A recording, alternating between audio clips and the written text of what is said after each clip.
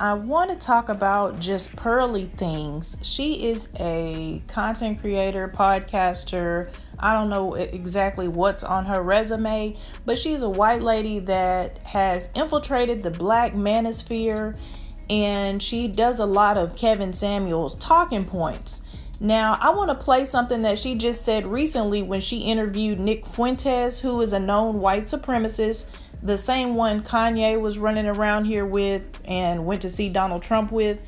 Well, I'm going to play that based on fair use guidelines, and I will follow up with my commentary. Exactly. So you're saying, why is the Holocaust special? Yeah, basically. Oh. What do you mean, basically? Well, yeah, I mean, because of course, you know, we're getting into the details of it, but yeah, that's the gist. Yeah, I mean, you kind of deny it happened. I deny some of the parts of it. You deny parts of it don't seem realistic to you. You think they're embellished upon. I think they're embellished, yeah. The same way. This sounds...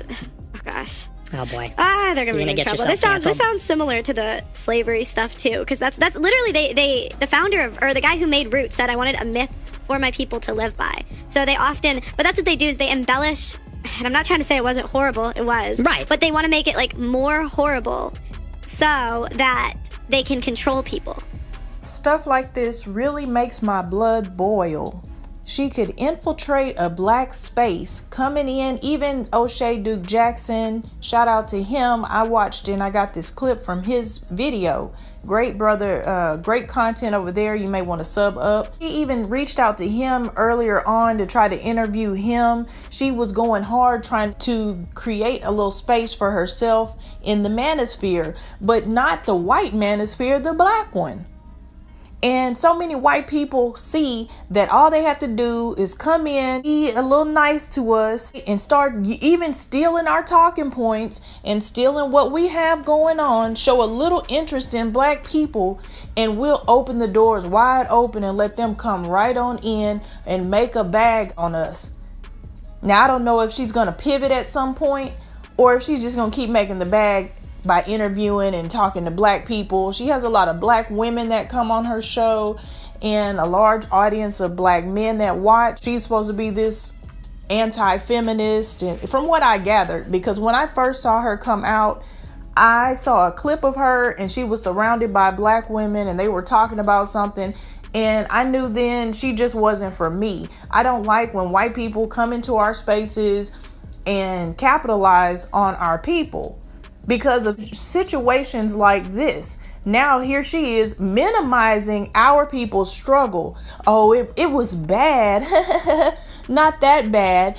Not as bad as they make it seem. They want to control us. With the shit that we have that's facts, that's enough. We don't need to embellish anything. Those photographs with white people, young and old, standing around women and dead men hanging in the trees, or burnt bodies hanging from trees, while they stand around in their Sunday's best because they just got out of church.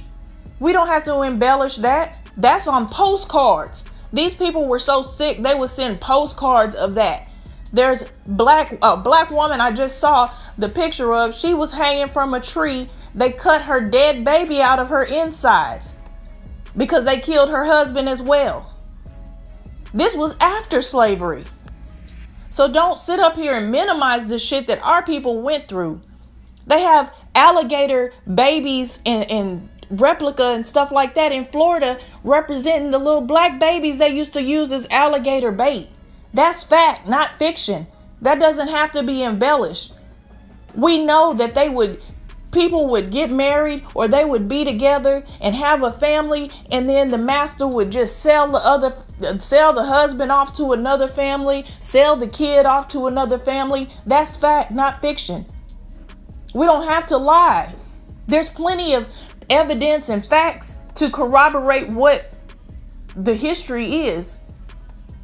And for her to come in this space and then have this type of stuff to say, and the screenshot that I put on there while she was talking, that was the screenshot from when she was saying this stuff. So she's smiling and laughing. She even took the video down because she realized she messed up. People are calling her out on her BS. And I wouldn't have said anything, but I just happened to watch O'Shea's video, and then I heard what she was talking about slavery. And it just pissed me off. So I said, no, I'm gonna do a video as well, because that's wrong. You in here capitalizing, climbing up the ladder on the back of black people, using us as your minions to get you where you want to be. But then you'll sit up here with the white supremacist and laugh with him and talk about slavery. He didn't even bring that up. She brought it up. Now the white supremacist didn't bring it up. She did. So what does that tell you?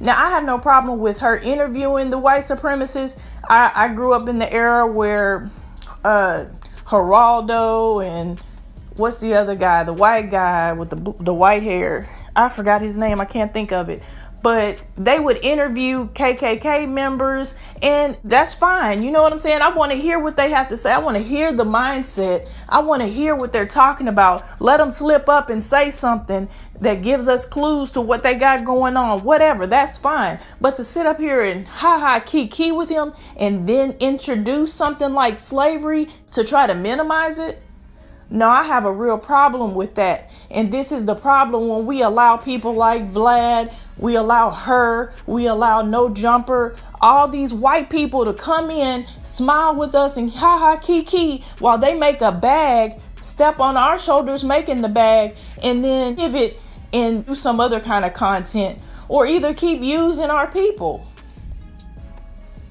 And we don't get any of the benefits, but they're using us as the content. And this is what we have to stop doing.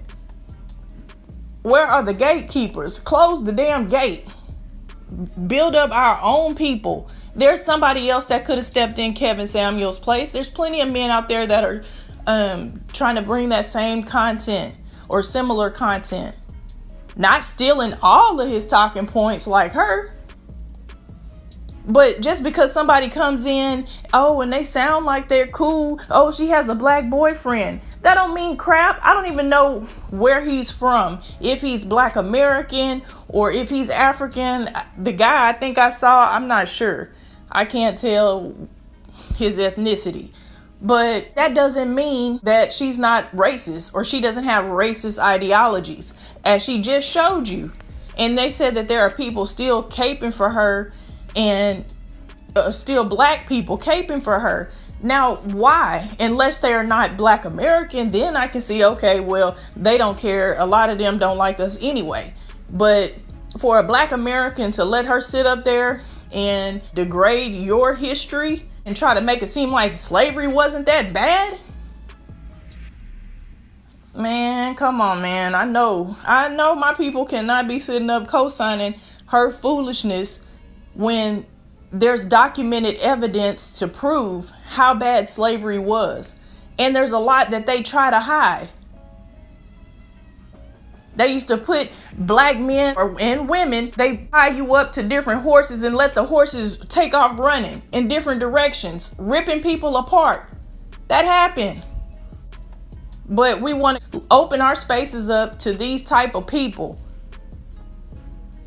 And it's not, we don't have to discriminate, but don't sit up and give them all a captive audience. Or just like O'Shea was like, no, he turned down the interview because he's Black YouTube. This is what he said. And he doesn't choose to work with non-Black content creators. And that's his choice. So many of our people only care about money. And all the while we just build up their platforms, when we could come together and build our own damn platform for our own people.